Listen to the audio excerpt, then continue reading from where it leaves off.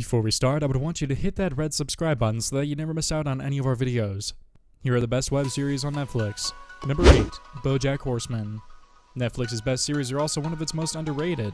Set in a world where anthropomorphic animals and humans live side by side, BoJack Horseman is about a horse named Bojack and the washed-up star of the 1990s sitcom Horsin' Around. After a decade boozing on his couch and sleeping around, Bojack tries to resurrect his celebrity relevance with decidedly mixed results. His agent and on-again, off-again girlfriend is a Persian cat. His rival is a golden Labrador. He's in love with a human woman who works as a ghostwriter, and he has a layabout roommate with whom Bojack has a codependent relationship. On the face of it, it's a zany satire of Hollywood and celebrity culture. What's unexpected, however, is that BoJack Horseman may be television's most honest and thorough examination of depression. The writing is sharp, the jokes are layered, and the situations are hilarious, but there's a melancholy undercurrent to the series. Despite being a horse, Bojack is also one of the most human characters on television. It takes 2 or 3 episodes to hook the viewers into its world, but once it does, it's an impossible series to stop watching. You love a toasted bagel. I would never say that! I have celiac disease. Ding! Bagel's ready! Oh, no. But wait! Number 7, Stranger Things. A throwback and love letter to the early 1980s movies of Steven Spielberg and John Carpenter, the Duffer Brothers' Stranger Things feels both familiar and new. The first season is about a boy named Will who was captured by the Thing-like creature and trapped in a poltergeist-like world. His mother recruits the local sheriff to investigate Will's disappearance. Meanwhile, Will's dorky, Goonies-like best friends take to their bikes and do some sleuthing of their own and eventually befriend an alien-like girl with telepathic powers. The investigation into Will's disappearance and the arrival of a telepathic girl all seem to lead back to a power plant operated by a character played by Matthew Modine. It's a great PG horror and sci-fi like the blockbusters of the early 80s. But for those who didn't grow up in the era or aren't intimately familiar with Amblin Entertainment's catalog, the series might not hold as much appeal. It's all a bit Shakespearean.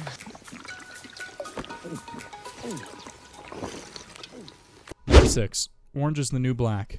Shinji Kohan's knack for social commentary mixed with humor is perfect for a prison story. Orange is the New Black is as funny as weeds in its early years, but Kohan has found a way to infuse poignancy with the overall vibe of her stories. The diverse, engaging ensemble cast is chock full of fan favorites, and while Orange is the New Black traffics in stereotypes, it also challenges and complicates them. The acting is superb and the writing is brilliant, and the storylines are addictive.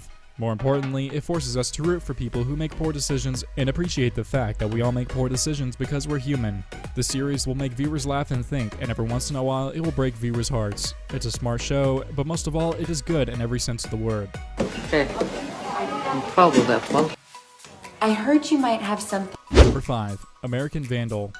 In theory, American Vandal sounds silly and sophomoric, and it is, but it's also a genuinely brilliant, incredibly clever, smartly written satire of true crime documentaries. It plays just like any other true crime docuseries, interviews, investigations, multiple suspects, and numerous conspiracy theories, only the crime here is not murder. It's a high school student who has been accused by the school board of spray painting dicks on 27 cars, a crime that threatens his ability to graduate. It's a brilliant whodunit that just happens to also be the best parody of 2017, and it even earned a Peabody Award earlier this year. With the show's second season, the guys are investigating a new mystery. The case of the cafeteria's contaminated lemonade. If you thought there were a lot of dick jokes in season 1, just wait until you see how many shit takes they've got planned. Look, I'm really sorry how everything went down. I really thought it was you, but obviously it wasn't. Number 4, Mindhunter. In Mindhunter, Jonathan Groff plays Holden Ford, a character based on the real-life Johnny Douglas. The series itself is based on the origins of an actual behavioral science unit in the FBI used to study serial killers in the 1970s and 80s. Ford is a young FBI agent who takes a keen interest in psychology, which, in turn, grows into an interest in the psychology of sequential killers. It's a fascinating exploration into the origins of what now seems commonplace, a science that has inspired dozens of police procedurals. What's more interesting here, however, is that while Ford is studying serial killers, Ford develops his own obsession with serial killers, which mirrors the obsession of serial killers have on their victims. The series comes from Joe Penhall and executive producer David Fincher, and fans of Fincher's Zodiac will appreciate Mindhunter for its same attention to detail and the same dedication to character and research over surprising twists and reveals. For the windows and a sign for the front lawn.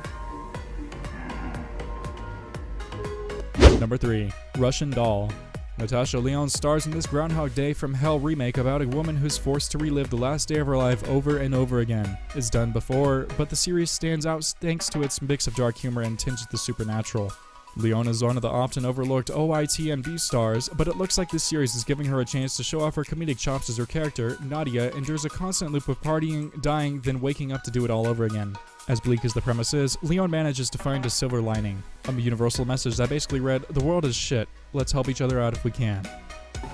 I got hit by a car. Oh, classic.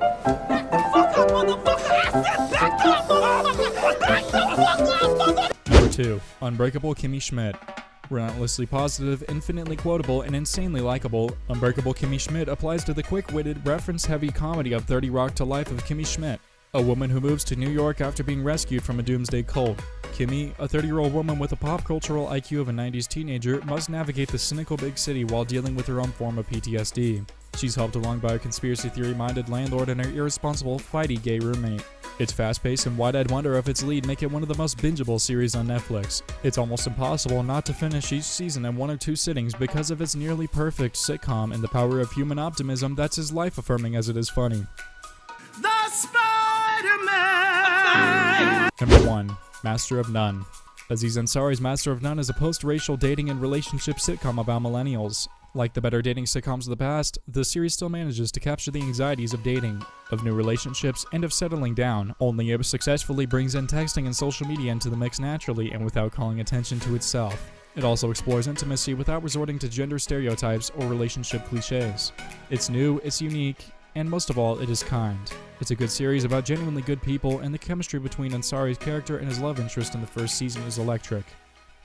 It's not laugh-out-loud funny, but Master of None is funny in its observations, clever in its writing, and honest in the depiction of its characters. It's a truly great sitcom, and something of a roadmap to dating of the new generation. Do you know how to dance the twist? I don't know. No? I don't think so. Come on, you know this? This brings us to the end of our video. I hope you enjoyed it, hit like if you did, and don't forget to subscribe to our channel so that you don't miss any of our videos in the future. Also, watch the 2 videos on the screen because I'm sure you'll love them. With that, I'll see you in the next video.